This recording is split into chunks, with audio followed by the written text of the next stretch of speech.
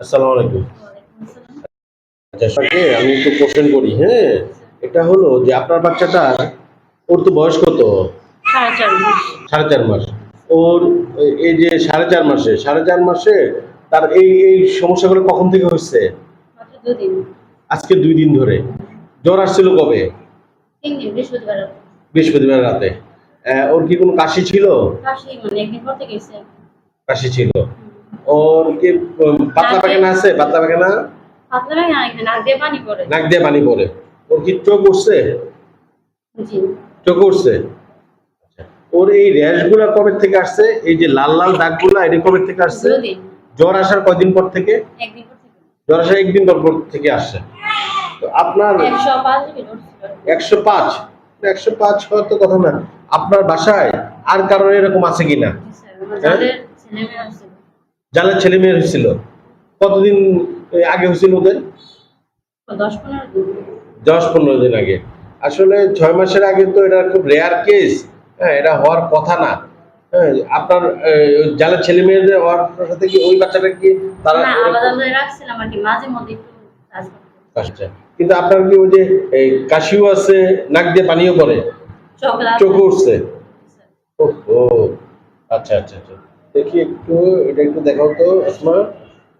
এই দেখেন লাল লাল দাগ, লাল লাল লাল দাগ এরকম গুলা। আসলে সব র্যাশি যে হাম তা বলা যাবে না, সব র্যাশি যে হাম তা বলা যাবে না। তবুও আমরা একটু ইয়ে করি। ওর মুখে প্রথম কোথায় দিয়েছে? মুখ আর পিঠে আসছে? ফার্স্টে মুখে আসে। মুখে আসছে, এরপর পিঠে পিঠে ঘামাচ ভাবছিলাম, তারপর থেকে না, এরকম লাল হয়েছে। লাল হয়েছিল। আচ্ছা ঠিক আছে, আপনি যোগাযোগ রাখবেন, আপনি আবার আগামী সপ্তাহে আবার আসবেন, হ্যাঁ? আর এর মধ্যে যদি বাচ্চা বেশি খারাপের দিকে দেখেন তাহলে আপনি নিয়ে আসবেন, ঠিক আছে? আমাদের কাছে নিয়ে আসবেন। ধন্যবাদ আপনাকে। 6 মাস বয়সের শিশুদের কি হাম হয়? আমি ডাক্তার গোলাম সমদানি, শিশু বিশেষজ্ঞ হিসেবে কর্মরত আছি। আজকে আপনারা যে কেসটা আপনারা দেখলেন সেটা একটা 4.5 মাসের বাচ্চা। আপনারা মনে শুনতে পারছেন, এটা 4.5 মাসের বাচ্চা, তার আপনার হাম হয়েছে। এবং আমি অনেক ইয়ে করে দেখছি যে সে আসলে তার হামই হয়েছে। তো আমি খুব চিন্তায় পড়ে গেলাম যে 6 মাসের আগে বাচ্চার হাম হয় কিনা, কারণ আমরা তো জানি যে বুকের দুধের মাধ্যমে মার থেকে সে অ্যান্টিবডি পেয়ে থাকে। তো এটা সম্প্রতি এরকম এখন আমরা পাচ্ছি যে আগে যেমন 9 মাসের বাচ্চা আগে কখনো হাম হতো না।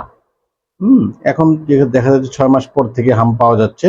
এবং এর জন্য কিন্তু আমাদের ইপিআই টিকাগুলা 9 এবং 15 মাসে দেয়া।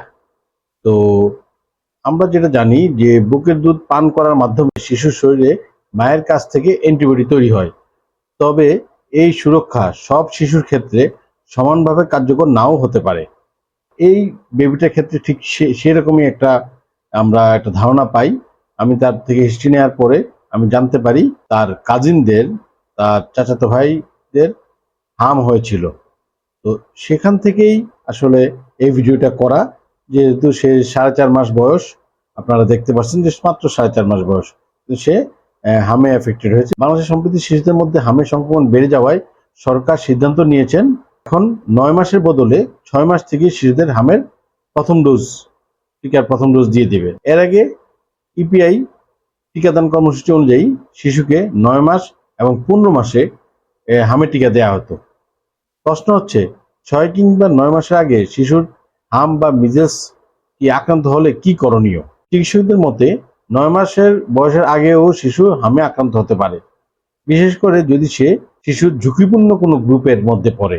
বিশেষ করে যারা এখনো টিকা নেয় নাই, বা 15 মাসের কম বয়সী, বা যারা 1 বা 2 ডোজের কোনোটি নেয় নাই, অথবা 1 বা 2 ডোজ টিকা নিয়েছে, তাদের মধ্যে সংক্রমণের ঝুঁকি বেশি থাকে। অপুষ্টিতে ভোগা কিংবা যাদের রোগ প্রতিরোধ ক্ষমতা কম, যাদের ইমিউনিটি কম, তাদের ক্ষেত্রে এই ঝুঁকি আরো বেড়ে যায়। তো এই ভিডিওটা আসলে করা হলো 4.5 মাসে একটা বাচ্চা হামে আক্রান্ত হয়েছে। আসলে এখন দেখা যাচ্ছে যে ভাইরাল লোডগুলোর কিছু ব্যাপার আছে, এর জন্য অথবা আক্রান্ত হতে পারে।